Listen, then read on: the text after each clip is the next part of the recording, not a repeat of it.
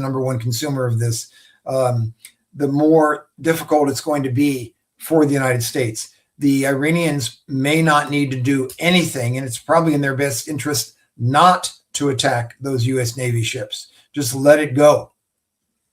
Why? Because every day the oil prices will go up. Every day the administration will look weaker as a result, because anybody can block a strait, but you can't. It takes a lot of negotiation to keep it open. So essentially, Iran doesn't really need to attack American ships or force the strait to open, because one could argue it works in their advantage for the strait to be closed, because they can sustain this. They've got the floating oil reserves, a lot of cargo ships that are in the Indian Ocean and the Arabian Sea. So Iran's already got a lot of, actually, I've got the numbers here. I saved them earlier, but they've got a lot of oil reserves that they won't be impacted by this. They've got 160 million barrels, holy crap, of Iranian crude already floating at sea. And I think that's outside the Persian Gulf. So that's past the Strait of Hormuz into the Arabian Sea and the Indian Ocean, enough to fuel a country like Germany for over 2 months. And most of it is heading to Chinese independent refiners.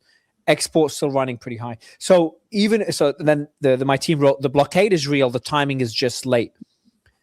Do you agree with that point, that Iran's prepped for this day? I do agree with it. I do agree. I think this is not harming the Iranians as much as it is the United States and the rest of the world. So what is Trump's thought process? Because I'm sure he spoke to his Secretary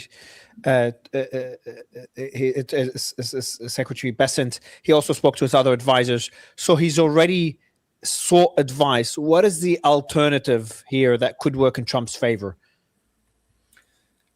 I think whenever the first round of negotiations ended, the president thought that his style, which is brinksmanship negotiation, would result in an immediate capitulation and agreement by the Iranians. The Iranians have never negotiated like that.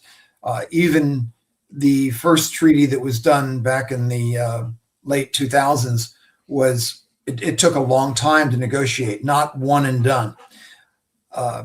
This administration wants short-term gains, and it's not going to be possible with the Iranians. So I think the short term, the Iranians are in the driver's seat.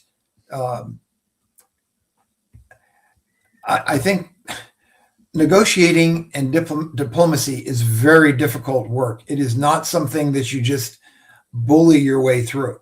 So, and because the Iranians, there is no unconditional surrender. There's none of these things the president has already said. That doesn't exist, except for in the president's mind, unfortunately. Yeah, I made a post saying in 1 month, Trump went from opening the Strait of Hormuz to now blockading it. Anyone else see the irony? What does that say about American strategy? And I'm not kind of opening it up just to criticize it. No. Is it, but like objectively, it just seems like desperation. I'm struggling to see any other way of looking at it, again, unless I'm missing something, because you've made the interesting point as an expert that it's not that difficult to blockade it, but it just doesn't work. All the economic experts have just said that Iran is we don't know the exact details behind the scenes, how much money they have and how much they need the strait open, because they also can't get cargo ships through the strait, into the strait. They can't import from the strait, but they also have the Caspian Sea to import.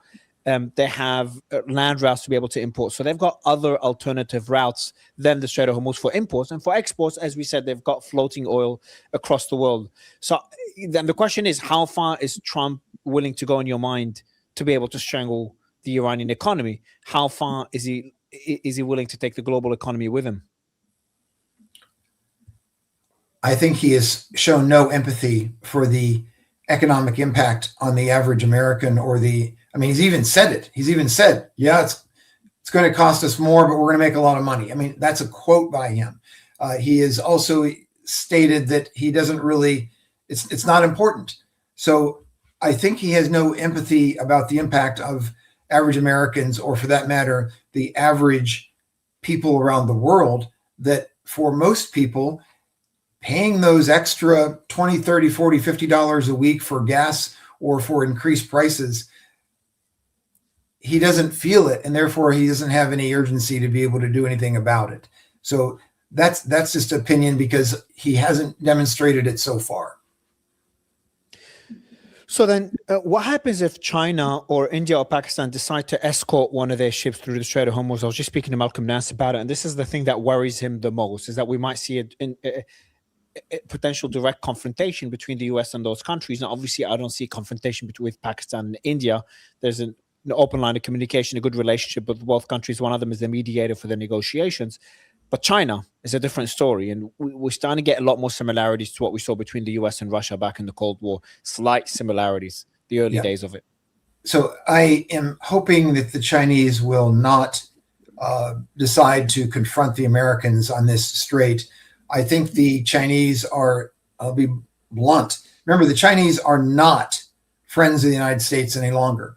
They are, when I say friends, we've been long-term economic partners and trading partners. Our economies are linked more than ever before.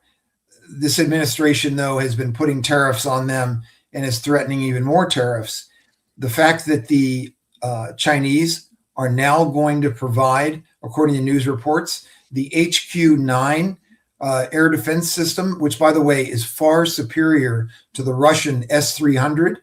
I mean, they're going to be giving them. Remember, these are defensive weapons. So therefore, even though the administration will be upset about it, they haven't said much yet, but I'm sure they're going to be very distressed about it. But the reality is, giving defensive weapons to another country is something we do all the time.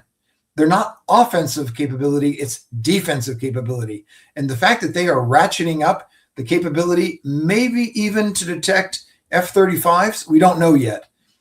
This is a game changer, and it's a very it's behind the scenes nuance that not the average American does not get, and maybe the administration does not get. The Chinese is going to